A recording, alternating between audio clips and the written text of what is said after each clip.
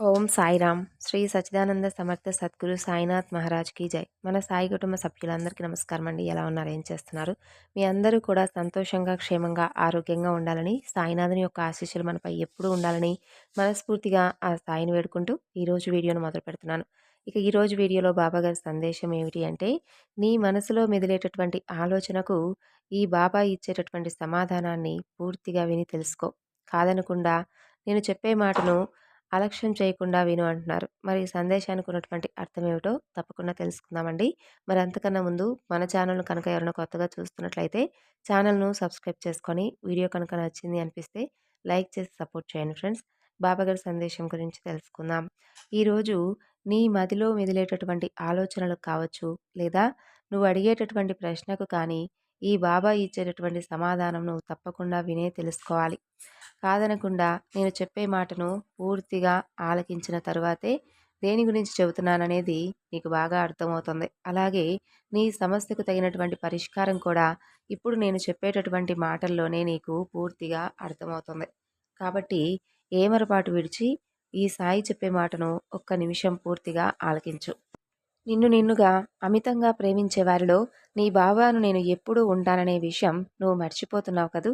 అయినా ఈ చిరుకోపం నీకు నాకు సహజమే కదా!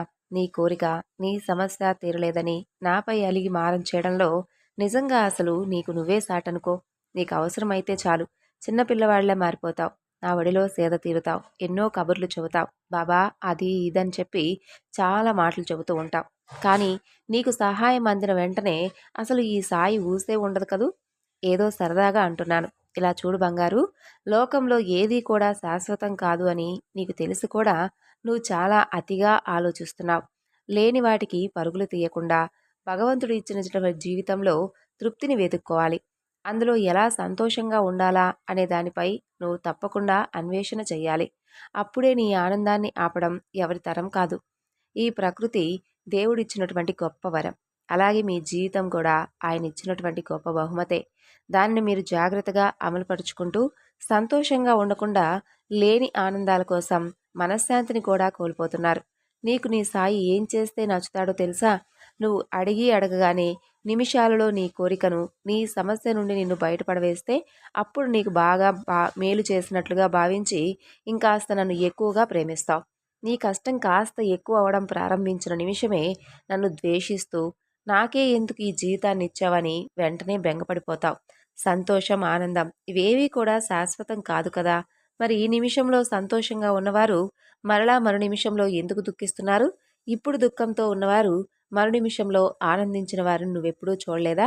అదంతా కూడా వారి యొక్క కర్మానుసారం జరుగుతుంది. కర్మను తప్పించుకోవడం భగవంతుడి తరం కూడా కాదని నీకు తెలీదా? అయినా కూడా ఇలా ఎందుకు ఆలోచిస్తూ ఉన్నావు? నీ మదిలో ఉన్నటువంటి ప్రశ్నలన్నిటికీ కూడా నేను చెప్పేటటువంటి సమాధానం ఈరోజు నీకు తప్పకుండా మంచి వ్యక్తిత్వాన్ని, అలాగే నీ జీవితంలో ఒక మంచి ఆశయాన్ని నువ్వు కోల్పోకుండా జాగ్రత్తగా నేను చెప్పే మాటల్లో విని అర్థం చేసుకో. కర్మను ఎవరూ కూడా తప్పించుకోలేరు. నువ్వు కర్మను అనుభవిస్తున్నప్పుడు కూడా భగవంతుడి సహకారం నీకు పూర్తిగా ఉండే తీరుతుంది. ఆ సమయంలో నీకు ఎవరి తోడు ఉండకపోయినా ఒక కనిపించినటువంటి శక్తి మాత్రం నిన్ను చాలా జాగ్రత్తగా కనిపెట్టుకొని మరీ ఉంటుంది. నీ మనసులో ఉన్నటువంటి మనోవేదన అంతా కూడా నాకు తెలియదా? నువ్వు కుమిలిపోవడం తప్ప, నువ్వు ఎక్కువగా ఆలోచించి నీ ఆరోగ్యాన్ని పాడు చేసుకోవడం తప్ప ఇంకేమీ ఉండదు. అంతగా ఆలోచించే ప్రయత్నం అస్సలు చేయవద్దు. లోకంలో కనీసం వసతికి, తిండికి, కట్టుకోవడానికి, కనీసం తలదాచుకోవడానికి కాస్త స్థలం కూడా లేనటువంటి అభాగ్యులు ఎందరు ఉన్నారో ఒకసారైనా చూసావా? వారందరినీ ఒక్కసారి నీ దృష్టిలోకి తెచ్చుకో. వారందరిలో నేను లేనని కాస్తైనా సంతోషించు. కాస్తైనా ధైర్యాన్ని తెచ్చుకో. అలాంటి జీవితం నీకు రాలేదని సంతోషించు. వారు అనుభవించే కష్టం కన్నా నీదసలు కష్టం కాదని తెలుసుకో. ఆ తరువాత అప్పుడు ఆలోచించు. వారి కష్టం ముందు నీ కష్టం, నీ సమస్య ఏ పాటిదో అని. అంతేకాని లేని వాటి కోసం పరుగులు పెడుతూ ఉన్నటువంటి విలువైన జీవితాన్ని, ఉన్న ఆనంద క్షణాలను మాత్రం దూరం చేసుకోవద్దు. ప్రతిరోజు నువ్వు నాకు విన్నవించుకోవాల్సినటువంటి అవసరమేమీ లేదు. బాబా నా సమస్య ఇది, నా కోరిక ఇది అని ప్రతిరోజు చెప్పనవసరం లేదు. ఒక్కసారి చెబితే చాలు. ఆ సమస్య గురించి నేనైతే ఇక మర్చిపోను. నువ్వు ఇక ఆ సమస్య గురించి మర్చిపోవచ్చు. నీ పని యందు నువ్వు శ్రద్ధ వహించవచ్చు.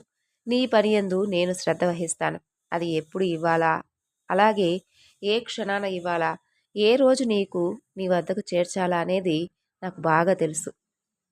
అప్పుడు ఆ సమయం రాగానే తప్పకుండా ఆ క్షణాల్లో అది నీకు అందేలాగే చేస్తాను. దేనికైనా కానీ కాలమే కదా సమాధానం చెప్పాలి. అయినా నీకు ఎంతటి భాగ్యవంతమైనటువంటి జీవితాన్ని ఇచ్చానో నువ్వే ఒక్కసారి గమనించుకో. అప్పుడు నీకే అవగతమవుతుంది. ఆరోగ్యాన్నిచ్చాను. తిండికి, బట్టకు ఎలాంటి లోటు లేకుండా చేస్తున్నాను. ఇవి చాలవా? ఇంకా నీ కుటుంబాన్ని పోషించే శక్తికి కూడా నీవు చేసేటటువంటి ప్రయత్నం మీదనే ఆధారపడి ఉంటుంది కదా! మరి నేను కేవలం నిన్ను ముందుండి నడిపే ప్రయత్నం మాత్రమే చేస్తాను. అంతవరకే నా బాధ్యత. తర్వాత చేయవలసినటువంటి కష్టమంతా కూడా పూర్తిగా నీపైనే కదా ఆధారపడి ఉంటుంది. అప్పుడే నీకు కూడా కష్టంతో వచ్చే ఆనందం ఏమిటో, ఆ విలువేమిటో అర్థమవుతుంది. ఎక్కువగా తొందరపడవద్దు. పనిలో ఆలస్యం జరుగుతుందని అస్సలు నిరాశ చెందనే వద్దు.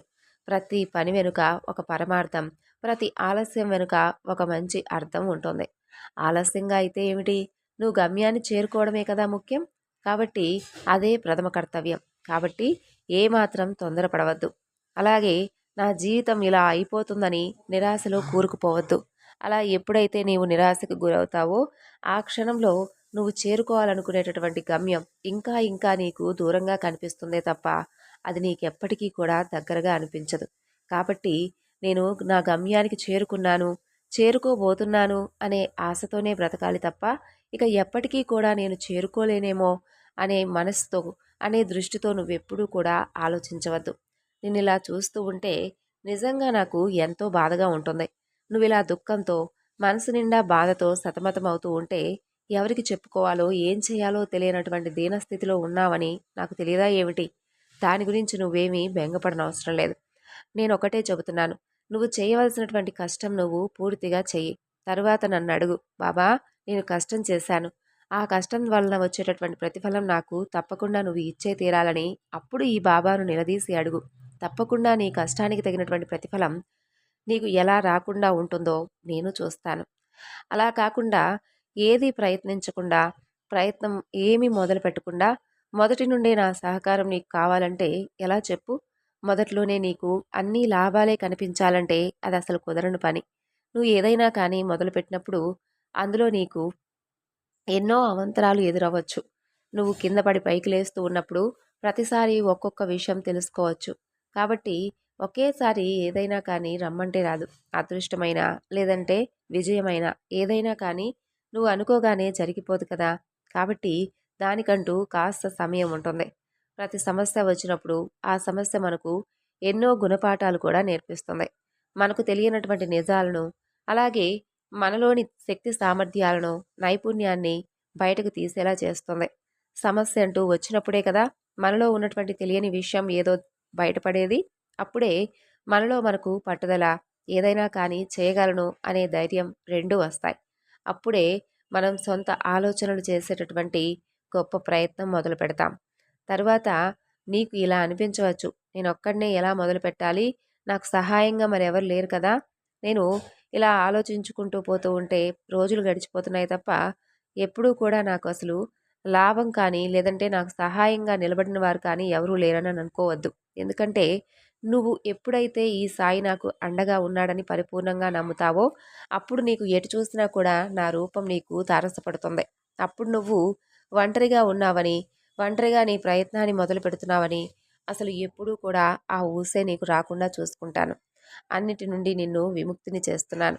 గొప్ప గమ్యానికి నీవు వెళ్ళేలాగా ఈ సాయి నిన్ను అనుగ్రహించబోతున్నాడు. నీ గమ్యాన్ని నువ్వు చేరుకోవడమే నీ ప్రథమ కర్తవ్యం కాబట్టి ఆ గమ్యం నువ్వు చేరుకునేంత వరకు నీకు తోడుగా నేను సదా ఉంటాను. నీ కుటుంబంలో ఉన్నటువంటి ఆర్థిక పరిస్థితులు కావచ్చు, లేదంటే నువ్వు ఎన్నో రోజులుగా కలలుగంటున్నటువంటి నీ జీవితం కోసం కావచ్చు. ఏదైతేనేమి నీ లక్ష్యాన్ని నువ్వు చేరుకునే విధంగా నా సహకారం అయితే నీకు పూర్తిగా ఉంటుందని ఎల్లవేళలా మర్చిపోకుండా ఎప్పుడూ కూడా జ్ఞాపకం తెచ్చుకుంటూ నువ్వు ప్రతిరోజు కూడా కష్టించి ప్రయత్నం చేస్తావని ఈ సాయి నుండి ఆశిస్తున్నాడు. నీ మదిలో మెదిలేటటువంటి ప్రశ్నకు ఈ సాయి సమాధానం ఇదే. నువ్వు ప్రయత్నించు. ప్రయత్నం వెనుక కష్టించు. కష్టం తర్వాత ఆ తర్వాత ప్రతిఫలాన్ని నన్ను అడుగు. తప్పకుండా నువ్వు పొందేటటువంటి అర్హత నీకు ఇస్తాను. అంతవరకు నువ్వు చేయవలసినటువంటి పని ఏమిటో చెప్పాను కదా! సంతోషంగా ఉండండి. సో, విన్నారు కదండీ బాబాగారి సందేశం. ఈ సందేశం మీ అందరికీ కూడా నచ్చింది అనుకుంటున్నాను. నచ్చితే తప్పకుండా మరికొంతమందికి షేర్ చేయండి. మరొక చక్కని బాబాగారి సందేశంతో మళ్ళా కలుసుకుందాం. అంతవరకు నమస్కారం. ఓం సాయిరామ్. సర్వే జనా సుఖినో భవంతు.